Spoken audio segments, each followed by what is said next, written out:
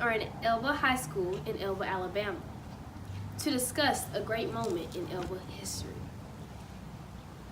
Can you tell me your name and what you will be telling us in this interview? My name is Lloyd Flowers. Today I will be telling you the story of how I became the first African American cheerleader at Elba High School. What do you think is most important? What I think about this story that's most important is that I bridged the way. I was the first African American cheerleader at Elba High School, even though I was a junior cheerleader. And the significance of that was that I knew that if I could make it, coming from segregation into integration, that other black girls could do it also. What was it like to be the first African American cheerleader? It was a great joy. I was ecstatic. I rehearsed. I did the cheers. I learned the cheers. That was great. It wasn't as nerve-wracking as I thought at first that it would be. I got along good with the other girls. We had a camaraderie, and for that I was in great appreciation, because I did think that it was going to be, I was going to be afraid, but I wasn't that fearful.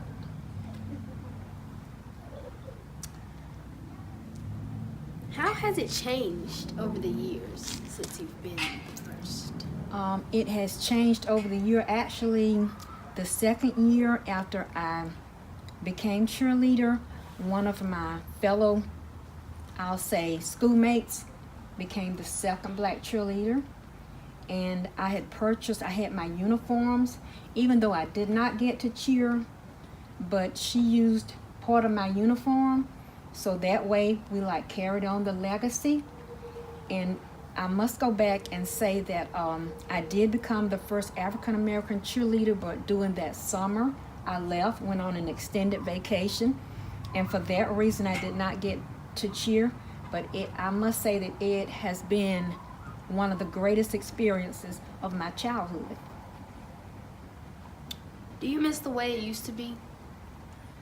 In some instances I do, in some instances I don't, because like I say, we were coming from segregation to integration, and in the integrated school it was all black, and we basically knew each other, and we had been together, from some of us from first grade through the 7th or 8th grade. And I must say, let me go back to the cheerleading. I was also a cheerleader at Mulberry Heights High School in the 7th grade. So I enjoyed cheering, but things have gotten better. We have come a long way, but we still have a ways to go. Do you remember any great stories or legends about Elba?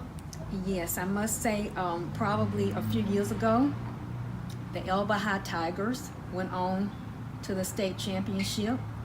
One year they did win, and then one year they did. One year they did win, and then one year they did not win. But it was a great feat for them to be able to make it to the state championships. If you could do anything now, what would you do?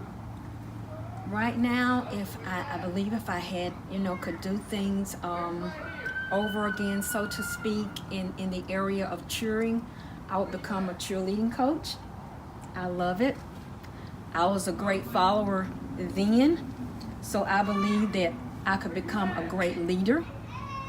But right now, as it stands, I am a soloist. I love to sing, but when I was a cheerleader, my voice carried. I must say, I believe that I was a good cheerleader. I loved what I did in the 7th and 8th grade. To conclude this interview, is there anything we didn't talk about that you would like to add? I would just like to add, as I stated before, that becoming the first black cheerleader was a great experience. Although I did not get to actually cheer at the games, but I did go out for it. I was selected, and for me, that is a great accomplishment. Thank you. Thank you.